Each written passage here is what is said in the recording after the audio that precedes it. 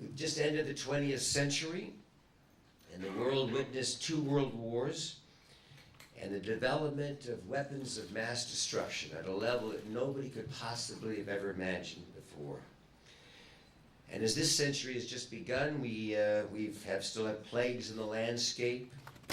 We turn on the news, we bear witness to images of pain and suffering and conflicts in Syria, in Central Africa, and hopefully not in the Ukraine.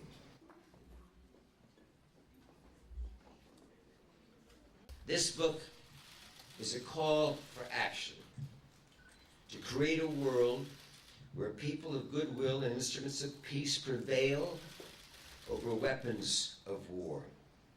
And in it, you can take concrete steps, whether it's creating a club, screening a movie, or starting a Twitter campaign. Your deeds will have an impact. This book can help you find a role that you can play in disarmament.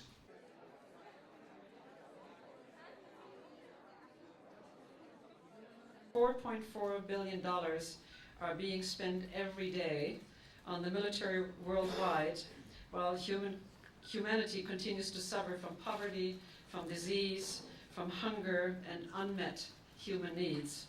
As Secretary General Ban Ki-moon has often said, and I quote, "The world is overarmed and peace is underfunded." Next year is going to be 70 years since Hiroshima.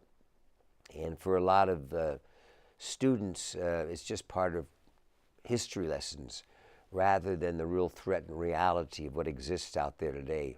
Loose nukes is a terrible situation. I think we can work in our treaties between the United States and Russia and the other countries that have nuclear weapons, but terrorists are a different story.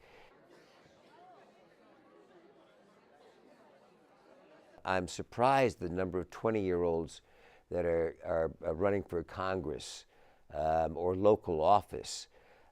So I think by having a knowledge earlier in their life, that before you know it, they're of a voting age and they're at an elective age. And that this issue of nuclear disarmament will become hopefully as prevalent as I think it should be. I certainly had hoped in my lifetime to see the elimination of these weapons, and so I'm counting a lot on this next generation to get us there. And we have gone down, from 70,000 warheads between Russia and the United States and down to 17.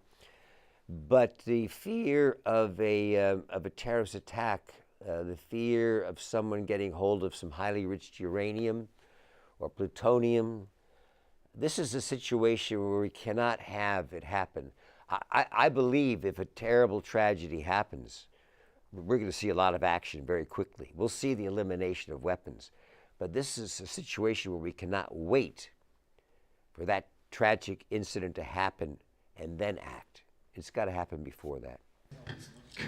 We do this for the fun and the safety of our family.